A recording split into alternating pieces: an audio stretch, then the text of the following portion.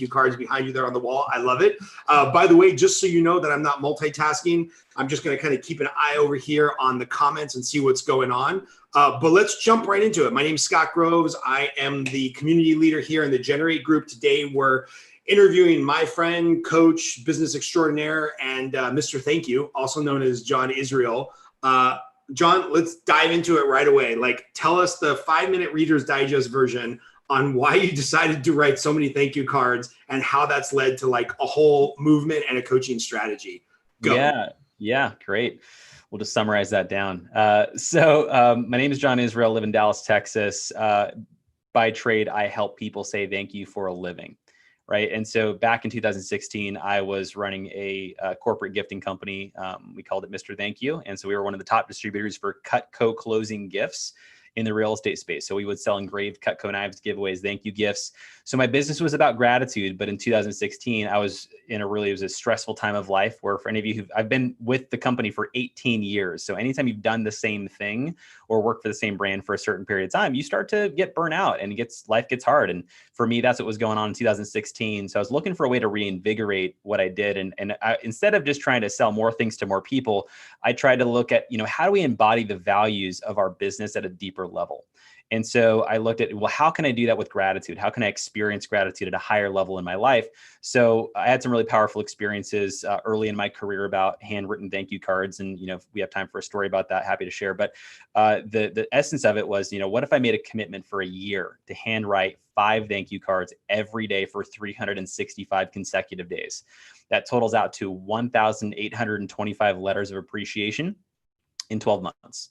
And that was a commitment. Just real quick, you chose to write 1,800 thank you letters in a year just because you needed a little change of mental space. Well, part of it is like, I try to be purposeful with what I do. And I'm a big person on habits and how our habits change our lives. And there's this great book called The Power of Habit by Charles Duhigg. And he talks about this concept called the keystone habit. And the keystone habit is a habit that you have that has a trickle-down positive effect, creating other good habits in your life. So the example he uses is working out. So when you work out, number one, that's a good habit. You feel better, you look better, you lose weight, whatever, like you're in better shape because you work out. Well, also because you work out, you drink more water. Your body just needs more of it because you're working out.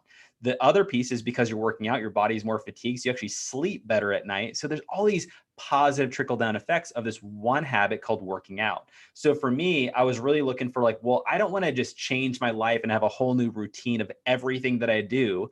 I wanted to find one thing that I could do every day, not 5 days a week, but 7 days a week, every single day, to get me into a state that I wanted to be in. What I chose in this case was gratitude. And have that multiplying trickle down effect. Now, I didn't know what was going to happen. I couldn't have guessed the results of this year because it was a life-changing year that resulted in a book, a TED Talk, and all sorts of great stuff I get to do now.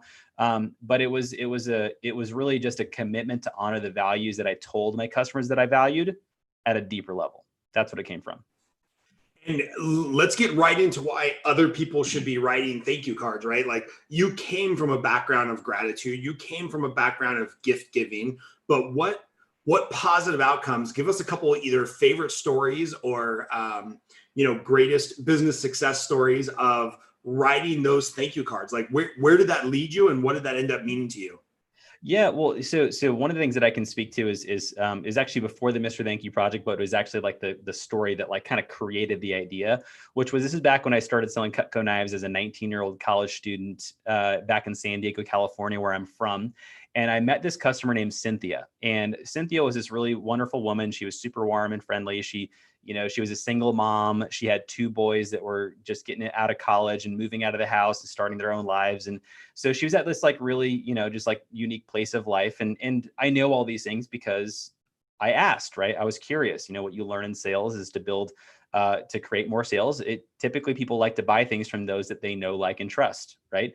And so how can I create that? So I love to build rapport and make connections. Well, Cynthia did buy a modest order of Cutco knives. And unfortunately, a day later, I'm in my car and then I get a phone call from Cynthia, and she says, hey, John, I hate to do this, but I need to cancel my order. And at this point in my career, I had never had anybody cancel anything in my life. And anyone who's in business know that that is a part of business, right? Yeah, if you're a loan officer, you have loans that fall through. If you're working on big real estate deals, like sometimes a client gets cold feet and walks away. Like any number of you work in retail, right? Someone buys a shirt, they return the shirt because it doesn't fit or they don't like it or whatever, right? So I had never experienced this, and all of us know that it doesn't feel good. And so that's how I felt. I was pissed, I was annoyed, and I was frustrated. And because also I didn't know what I did wrong. I didn't know how to fix it, because when I said, is there anything I can do? She said, I can't talk about it. I just need to know you can cancel my order. I was like, sure. Yeah, whatever. So I was, kind of fuming over the next day. And I talked to my mom. My mom had a background in sales, and she says, she could tell I was upset. And she's like, what's going on? And I said, well, I had this customer who bought something and then she cancels. Right. And I'm like, how could she do that? She, went back on her word, and I'm taking it all personal. And my mom, I'm even saying this, some of you guys are kind of smiling. You're like, yeah, dude, she just returned some knives. Like, what's the big freaking deal? And so she said, well, John, have you ever had somebody not buy from you? And I said, yeah, I mean, that happens periodically. And she's like, well, why can't you think of this experience like that one? And I thought about it. And this was really the lesson, Scott. And what I said was, I'm not actually upset that I lost the sale. I'm upset that I lost the relationship. It was the connection with this other person that I kind of felt like became a friend that I no longer got to have. And it almost would become awkward to talk to them again because of what happened. And so that's what I said. She's like, well, why don't you tell her that? I'm like, how the hell am I going to tell somebody that? She said, well, why don't you write her a thank you card? And I was, not wanting to do it. But then I was like, my mom said, hey, listen, you're pretty upset right now. You can be upset or you can be grateful, but you can't be both at the same time. So how do you want to feel? And she was right. I mean, that's the thing with moms. Sometimes they're right. Right. And so I grabbed a thank you card. I wrote a letter to Cynthia, and here's what I said. Dear Cynthia, thank you for your time. I just want to say it was great to meet you, learn about your life and your boys that you're so proud of, and to just be welcomed into your home. Thank you for giving me the opportunity to demonstrate my Cutco knives. While I know this is not the time for you to be purchasing any, I just wanted to say it was wonderful to meet you as a person. If you ever need anything in the future, here's my cell phone number. Give me a call. Sincerely, Cutco John. Right? That's how I signed everything back then.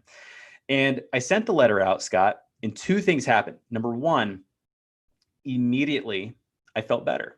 It was like this experience of, instead of focusing on what sucked about an experience, focusing on what was great about it, transformed what the experience was almost instantly. The second thing that happened was 2 years later, I was in my college dorm room and I get this random phone call. And I pick it up, and this woman on the other line who's super excited says, is this Cutco John? And I was like, yeah, who the heck is this? She says, well, you might not remember me, but my name is Cynthia, and I tried to buy some knives from you several years ago. And I was wondering if I can still buy some from you. And I was like, oh my gosh, Cynthia, of course I remember you. Like, yeah, what do you need? How can I help you? And so she has a catalog, and she starts listing off everything she wants. And she keeps listing and going and going. And this is about to be one of the biggest orders of my career. And I'm just sitting there stunned. And she says, John, do you know why I'm calling you right now? And I said, I have no idea. She says, well, what I couldn't tell you all those years ago is the reason I had to cancel my order is I had just found out that I was extremely sick. I was so sick that I had to leave my job. I was so sick that I needed to have my kids who had moved out of the house move back in with me to take care of me while I went through treatment. And the last thing I wanted to do was to cancel my order, but I just had to. Then when I got your letter in the mail, what I saw was you valued me as a human being more than just a customer. And I told myself, when I get healthy one day, I'm going to call this kid and I'm going to buy every damn knife he's selling. And that's what happened. What a lesson to learn at 21 years old, which is to value people over profit. Because what you learn, right, if you've been in business long enough, is that it's people who bring you your profit. It's human beings that refer you to their neighbor. It's an individual who does a deal with you. It's not just a credit card or a credit score. It's a person, just like you, just like your mother, your father, your sister, whoever you hold dear. It's another person. And the moment that they feel like they are just another number, which is like, I'm just a customer in the cog of your business, cranking out business, that's the moment people get disconnected. And the moment they feel, wow, this person really values me personally at who I am more than just what I bought from them, that's when they say to themselves, this person's different. I like people like this. I want you to stay in business. How can I send you more deals? How can I do more business with you? There's something that shifts for a customer when we do those little things. And I'm not even just saying the answer to all of business problems is thank you cards. That would be a terrible book, right? Now, by the way, I did write a book called The Mr. Thank You Project, which is an excellent book. It's about the story of thank you cards. I'm not saying it's a solution to all life's problems, but I am saying it is life-changing. And one of those life changes is when you become intentional about your relationships and intentional about how you make people feel. Thank you cards are a vehicle to express gratitude and emotion. We like to be around those that appreciate us. And so that was kind of like a catalyst story that had me understand the real impact and power of a personalized note or a personalized gift or anything that had people feel really good about being in relationship with you. You know, I want to pick on something that you said because I think it's so relevant right now in the time that we're going through with like social unrest and calamity and COVID-19. You basically said, you know, in writing that thank you card, advice from your mom, and then doing it, you can be grateful or you can be upset, but you can't be both. And so, you know, can you talk a little bit about, you know, I know you've gotten a lot of thank you cards back, but in your business and your personal life and as part of the book project or the project that then became a book, you've written an immense amount of thank you cards. Can you talk a little bit about how that's kind of cathartic just for you, even if the person never got the letter or responded to it or it turned into business? Like, what's the benefit for you of just writing the card and then just doing the action, I guess I should say? Yeah, for sure. Well, so here's an interesting fact, right? So I wrote 1,825 thank you cards. So here's an interesting stat, Scott. How many people do you think that I wrote those cards to? Like, what percentage do you think responded back to me to let me know that they got the card or they liked the card? I don't know, 20%. 10%. That included my family, my mom and dad and sister, like still 10%, one out of, I think, yeah, about 10 or 8. I'm trying to think of, I guess we did have sister-in-laws in there. So the interesting thing is, number one, that was kind of crazy to think like how many people got them that didn't even say anything. And there's a couple of things with that. Number one is, so there's two pieces there. One is like, how do you respond by being generous and someone not responding to it, which is kind of interesting, which is slightly different, not your question. The other part is, what happens when you become somebody who it doesn't matter what somebody says or does back, but you're just committed to being an appreciative person?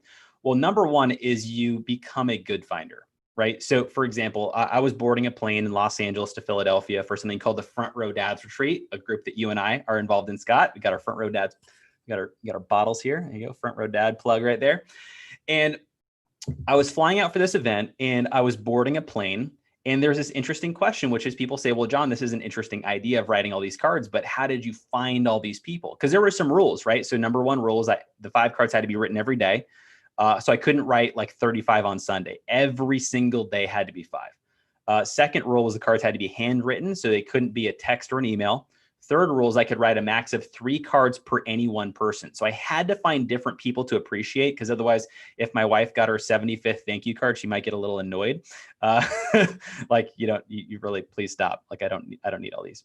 Or maybe she would have loved it. I don't know, but she only got like 4 or 5. So, and then the fourth and final rule was for any and every day that I missed, I would donate $1,000 to charity. And that was like the thing that put me on the hook that I needed to do this every day. And I'm a big on accountability. I do professional coaching, and it's one of the things that I bring. I know Scott and I, we have a relationship like that together where, Scott knows that if he doesn't have sometimes money on the line, he might not follow through. Right. And I love Scott's accountability, by the way, which is like anytime he needs to do something, he's like, if I don't do it, I've got to write a check for $1,000 to XYZ person's political campaign. Like, I love that causes Scott a lot of pain. It's funny. It's amusing for me. Maybe it's not for him. He's got to do the work. But the point was, I've got to find somebody every day, new people to appreciate. So you become a good finder. So I'm boarding this plane and I'm thinking, wow, who am I going to write a card to today? And so you literally have to become this person who's looking for it, like looking for like noticing nuances in the world. Think about how you naturally go through the world now. Are you looking for what people are doing great and right and awesome? Or are you just knowing the fires you got to put out, or the thing that your assistant forgot to do, or that customer who was kind of a jerk on the last conversation. Like, it's so easy. Our natural state is to look for what's wrong. It is actually a psychological trait. It's called a negative bias. We are more prone to notice what's wrong before we notice what's right. Now, it's actually built inside of us to keep us safe, because if we think something's wrong, we can protect ourselves and we keep ourselves safe, which was good caveman days, right? You hear a growl in the bushes. You don't assume it's a cute little kitty cat. You think it's a saber-toothed tiger, so you run away. Boom, you live another day, right? So it served us to a degree. How is that working in your marriage? How is that working in your relationship with your children? How is that working in your relationship with your staff? How is that working with your overall well-being, to constantly be noticing what's wrong? And it's not to be blaming you. It's just to notice that is natural for being a human being. So what if it became a job of yours to look for people doing something right? How might you start perceiving the world and experiencing the world, and you find it's a pretty joyful place to be? And so I boarded this plane, and the first thing I thought of the pilots. I'm like, man, I fly all the time. I have never once thanked the pilots on my plane. That's what I'm going to do. So I board the plane. I ask the flight attendant, I say, excuse me, what are the names of the pilots? I learned very quickly, it's a strange question to ask a flight attendant. She'd never been asked that before. She gave me a little stink eye look, gave me the names, and kind of had a little eye on me the whole time in the plane. And I sit down, and then this interesting problem comes up, and I'm kind of like trying to teach as we go through the story, which is like a really interesting thing that was a problem that came up in that moment, which is, I don't know these people. How do you thank somebody that you don't even know, that you've never actually met? And what was really beautiful about that experience was, I love learning language and where words come from. And there's the word appreciate comes from the Latin word appreciare, which literally translates to appraise or to set the value of a thing. So I know we have some mortgage loan officers or real estate people in here, or anyone who, if you've ever bought or sold something of high value, what do you have to do before you sell it? Right? Like, Scott, what's an important part of the loan process that you have to get done before you can sell the home or fund the loan? The appraisal, man. The appraisal. Well, it's an interesting question. What is an appraisal? It's an experience where there's an individual who comes to the property with a checklist, and they're curious, and they're like, when was this home built? What is the condition of the foundation? Is there any termite damage? What are comps for other properties in the area? And they become just extremely curious about this thing that they don't know. They just met it. Well, how can you apply that to a human being? And it's the same process. It's becoming curious. And Scott, you've heard on a different call that we've run, where what I learned from that experience was what we called the connection framework of making a vow, right? A vow is an acronym, VOW, values, outcomes, weakness, right? If you want to connect with somebody at a deeper level, know what their values are, know what they care about, know what their goals are, their outcomes, what do they want to achieve with their life? And then what are their weaknesses? What are the things that keep them up at night that they're really struggling with? And here's the interesting thing. You don't even need to physically have met somebody, but to be able to ask those questions about what those might be, and you get a real sense of who they are and an appreciation for their life. And so this is the letter that came out for those pilots. And I said, dear pilot, I know it might seem strange to receive a thank you card from a passenger, but I just wanted to let you know, I was boarding the plane, and I thought about how much I missed my family. And then I realized this is what you do every day for your job. I can't imagine how many birthdays, anniversaries, or special events you've sacrificed for your work, not to mention the hundreds, if not thousands of hours you spent in preparation to do your job, because nobody becomes a pilot by accident. All of that to have some bad weather, a slightly bumpy landing, and then have people complain about it.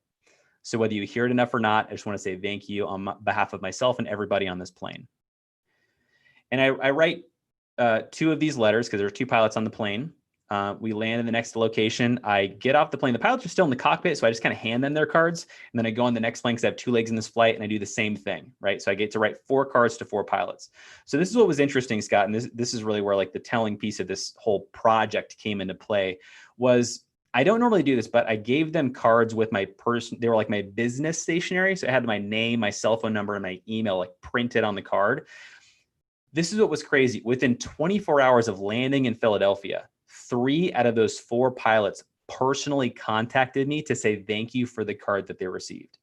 And one went on to say, you know what, John, in my 12 years of flying, I have never received a thank you card from a passenger. And I thought, that's crazy. How is that even possible? These guys with such a big, significant, important job, and no one's even taking the time to say thank you. And I thought, well, man, if it's like that for them with such a big, important job, what about everybody else in their jobs, in their careers, in their marriages? There's a real appreciation deficit that we're dealing with. I mean, think about it. What's the divorce rate in America? I mean, it's about 50%. If you ask people what some of the common reasons why people get divorced, one of the most common statements you hear is, I gave so much, I just didn't feel they even appreciated me or appreciated what I did for the relationship or the family or on the other side of how hard I worked or anything like that. And it's simply, we're just so much focused on ourselves. We're not curious about other people, what their life is like, what they deal with.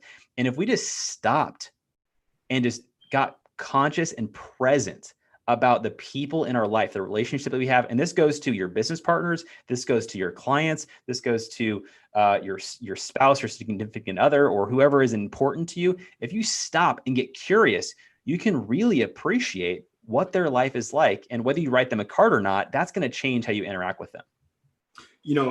I love that so much, and not to gloss over the fact that we have real societal issues in our country and elsewhere in the world.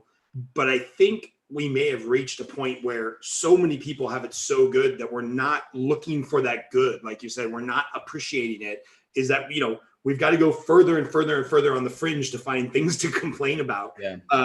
And give people some advice, some coaching, some training on how can you become that person that looks for the good. Like if you're like me and you naturally see every mistake and every flaw and you see all the frustrations in the world, and my kids are amazing, but all I can think about right now is they're being loud when I'm trying to do this interview. Like, how can we train ourselves to become that person who looks for the good?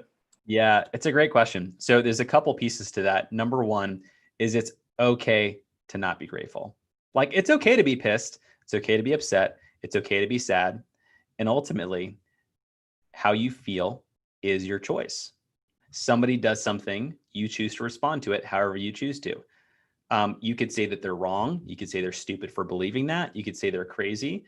And I don't know. I mean, how far does anger get you in that situation? I mean, how many times have you angrily argued with someone to them believing you, right? And changing their mind? That's just not how the world changes. That's not how it evolves. That's how wars start. Do you know that? That is typically how wars start, where people just are so aggressively angry about their side and their part and what's right and who's wrong, that they just battle until someone ultimately is dead and they just get to stand on them and say, we won, right? Like that is unfortunately some of the experience we're living right now. And what I can say that's actually a pretty, I mean, this is just a true story of like a really recent is I had a challenging experience with what's going on right now with a lot of the Black Lives Matter stuff. And let me frame a little bit of this, because I am Caucasian, right? I'm a white kid from San Diego. I went to private school my entire life from kindergarten until I graduated high school. I knew one Black individual. Well, no, that's not true. There was about I'm being serious. Like there's like 5 in my high school, right? And when I went off to college, I met equally the same amount. I then moved to Dallas, Texas. Clearly a very different thing going on. There's a melting pot of lots of people here in Dallas, Texas. And I had never had too many interactions with African Americans, and I didn't understand this. Like, I mean, I would never consider myself racist. I've never I don't think I feel I've ever aggressively felt that way. That is a form of racism. And there was this experience of like seeing gosh, what happened to George Floyd was it was terrible. Just, I mean, watching it, hearing about it is like, oh, this is terrible. And then I'm like, man, but these riots are crazy. And I started judging the rioters, and I started being like, man, like they're wrong. They shouldn't be doing that. Like, yes, fight, but fight peacefully. And then I was noticing myself picking a side. I am against these people. And the moment that we decide what is right and wrong, the moment we choose like, hey, my stance is true with a capital T, I am on the right side, you're on the wrong side. The moment we decide that, we lose perspective. We lose having a true, honest understanding of what's going on. And so I noticed that, and I said, hey, I'm unsure of what's going on. I'm not going to pick a side. I'm going to be curious right now. And I'm going to educate myself. And I spent my wife for our date nights. We actually watched There's a Netflix movie called The 13th Amendment or whatever it is. And it's like the guy with like the bars kind of along. Have you seen this, Scott? No, it's in the queue right now, but I know exactly what you're talking about. Fascinating documentary. I learned so much about like the system, and I understand like there's so many parts of like, oh my gosh, I understand the anger. I get it. Like I can appreciate what they're coming from for the sake of hearing this history and this past. That makes total sense. And then we watched another one called I don't know if it's called Mercy Me or Have Mercy or something like that, but it's about like it's another Netflix, it's a movie about an attorney who fought for African Americans on death row. Or I think he just fought for death row inmates. It wasn't specifically African American, but there particularly were a lot in that state in Alabama. And watching what that was like, and people being like senselessly arrested without due cause and all these things. And I was getting pissed, and I was like, F, like, what am I going to do here? And so I started to notice like, well, I understand what this side is feeling. I understand what this side is feeling. I am commonly in my life in the middle, and I am the communicator from side to side. I hear what you're saying. I hear what you're saying. This is what you all have the same goal. You all want peace. You all want people to stop fighting. You feel the answer is to riot and do whatever you're doing. You feel the answer is to do it civilly and go by the law and go by what's going on. You all want the same thing. Let's make sure we keep that present as we're moving forward. And so that is where like, that is for me, application of this stuff in real life, which is like, if I find myself being angry or frustrated or upset, I just ask myself, why are they acting that way?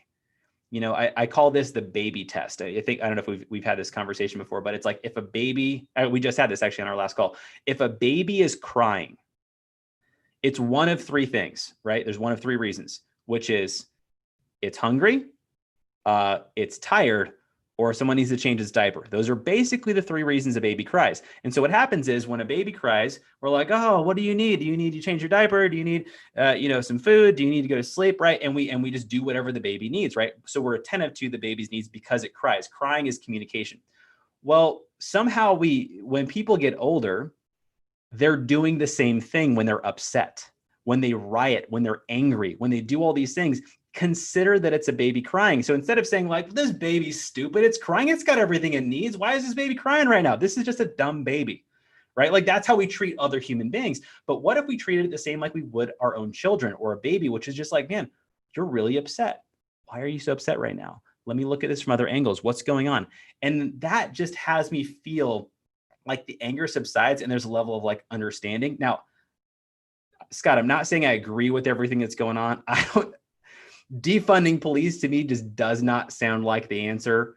I can get where they're coming from. You can also not agree with somebody, but to understand them, you just have a different feel of how you interact with them versus like the sledgehammer of like, you're dumb and stupid. We're going to conquer you. We're going to take over and we're going to win. Right. That just doesn't typically come to the resolution that I think is what everybody wants. It's what one person wants.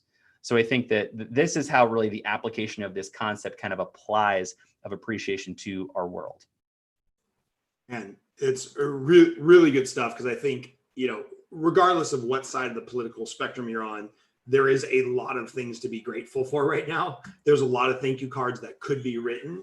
And just tying this back into business real quick, if somebody wants to adopt this habit of, and I have a sneaking suspicion the answer might be thank you cards.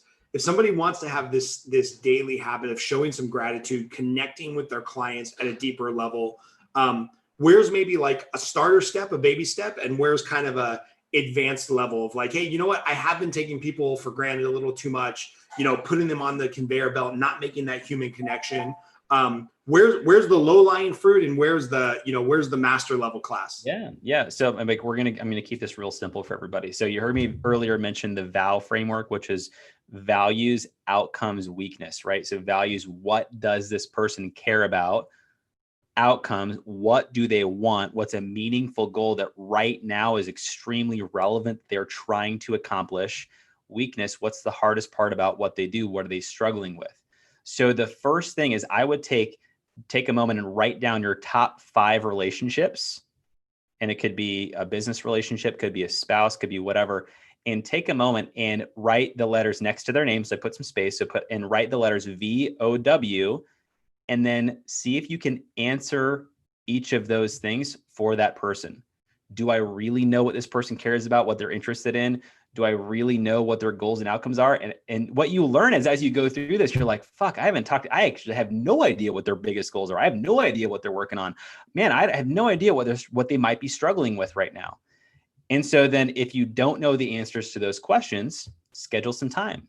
If it's your spouse, schedule a date night. If it's a business partner, schedule a meeting, schedule a Zoom coffee date, whatever, and just have the conversation. And the ways that you have this conversation is like, there's a couple ways to do it. But I mean, typically, if you have a relationship with this person, you might know some of the values. You might know, that they went to Texas A&M or that they went to Texas Tech. I mean, that's the common schools here in Texas. Or if one of their values is their family, maybe talk about the family. How's Julie doing? How's so-and-so doing? Right? Do you even know their spouse's names, their kids' names? Right? I mean, that's the thing that I started making intentional is when I meet someone or I talk to somebody, is that I try to, if I have a note in my phone or if I go to when I'm talking to them, I'll put in their contact, I'll put their names of their spouses and their kids, because that way, when I talk to them, I don't just be like, hey, like, how's the wife and the kids? How many kids do you have again? Are they boy? It's like, oh, they graduated college. Are they 2 or 3? Like, so it's like being able to say like, hey, Scott, like, how's Karina doing? How's your guys' relationship? How's Gabe the babe and Alina, right? So being able to say that, by the way, if I share my screen, you'd see that on my notes for my conversations with Scott, I wrote those down because it's important for me to know those things, because Scott, that's like one of the biggest things he cares about. So if you don't know those things, find those things out, have that conversation. Hey, what's the biggest thing that you're working on right now? What's the next thing that you're working on? What's the biggest goal in your business right now? What are you trying to achieve or accomplish? And another question is like, hey, what's one of the biggest things you're struggling with right now? What's one of the hardest parts of your job? Or if they're talking about their big goal, it's like, hey, what's the hardest part about that for you?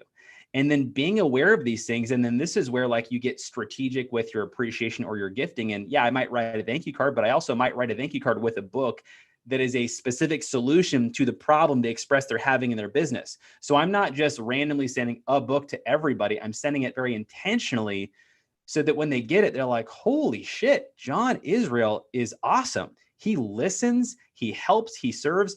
And this is what I want them to experience, which is like, and this is like one of the framework or one of the titles that, I teach a lot under right now is called Becoming Irreplaceable. And ultimately, it's how do you become somebody in business that your clients don't want to live without? And the way you do that is you do so many things that the client at any given moment says, man, I am so much better with Scott Groves in my life. How can I help Scott? How can I serve him? Who can I connect him with? And ultimately, when you ask enough people about what their goals are and what their challenges are, and you help serve them specifically on those things, well, guess what happens? They say, man, what are you working on, Scott? How can I help you? What's one of your biggest problems? And then they connect you in such an authentic, congruent way, not because you ask them for a lead, but because they're like, man, how can I help you? That's such a great, powerful way to run your business. Most people in business are chasing customers. And I get it, right? We're lead generators, right? This is the generate group. You got to make phone calls. You cannot eliminate that. But what if you just started building and designing your business such that you built such powerful relationships that you have an army of people fighting for your business's success? And that is ultimately when you can get there, that's such a fun business to run, right? Like you're getting to run a business you love that loves you back. Like what a great feeling to have. And whether you do that with a thank you card or a strategic gift or just a good conversation, make it a priority. And if you do, you're going to see some amazing changes in your life and in your business. Dude, that's the mic drop moment, man. That's the tactical advice right there. That's the structure. That's the that's the thing that you need to do. So I don't think there's any place to go further than that. We posted a link to your book down here, John, which I recommend everybody check out.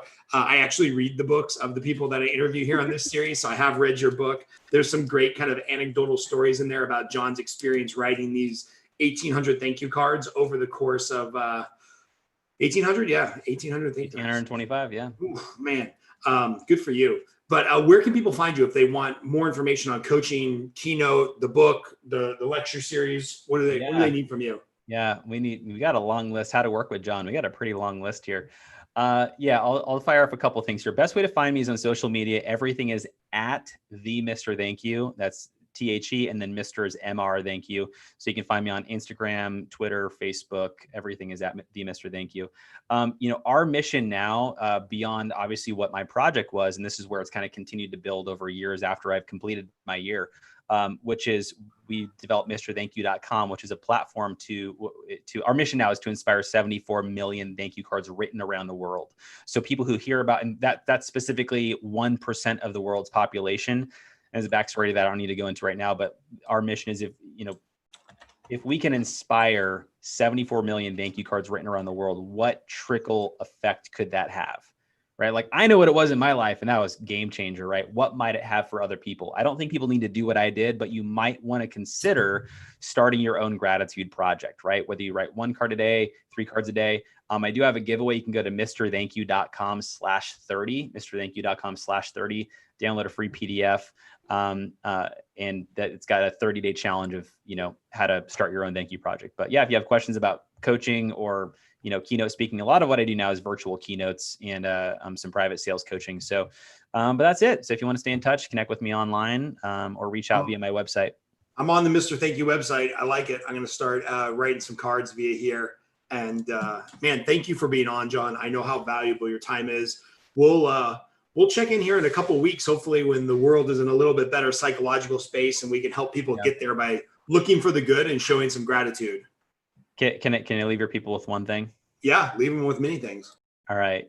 I budgeted 3 minutes, so I don't need all 3 minutes, but there's one thing that I think would be really great to leave everyone with, which is a definition. I love language and where words come from. And the word gratitude, the best definition I learned of the word gratitude is the emotion one feels when you receive a gift or experience something as a gift, right? So gratitude is what you feel when somebody surprises you with a really great gift when it's not even your birthday. And it's like, oh my gosh, this is so thoughtful. This is so great. You feel that gratitude. But there's also this component where, if you notice, the definition is the emotion you feel when you receive a gift or experience something as a gift. I bet there are things in life that happen to you, whether it be, when you're in high school and your sweetheart broke up with you and it was like the worst thing in the world and is like, life is over, there's no meaning anymore, I'm not with this person. And then years later, you're now married with children. You're like, oh, I'm so glad I did not marry that person. That was not the person for me. So you can actually feel gratitude. You can feel the gift in that experience. You can actually be grateful that didn't work out. Well, right now, we are currently in the midst of a lot of those things, because in that moment, like telling a teenager, like, oh, find the gift in this, they'd be like, yeah, F you, buddy. Or like, there's no gift in this. Life sucks. Right now, that's how it feels for a lot of people. It feels like business sucks. Business is harder. There's so many things about why my life is worse right now. And I'm just going to challenge you to ask yourself, where is the gift? Where is the opportunity? And the moment you start asking that question, you might not even see it right now, but just having faith that there is some gift showing up. And I can't tell you, I'm sure, Scott, we can have this conversation about what gifts have shown up for you since this experience of COVID-19 and, all this other stuff going on. We could have a great conversation about it. And I'm just going to challenge you that consider that's possible with every hard thing you deal with and every hard part about your life that maybe you currently have not allowed to find the gift. And the moment you do, the moment you allow yourself to find the gift in a relationship, a business breakdown, something that happened, is the moment you start to allow your body and yourself to feel more gratitude.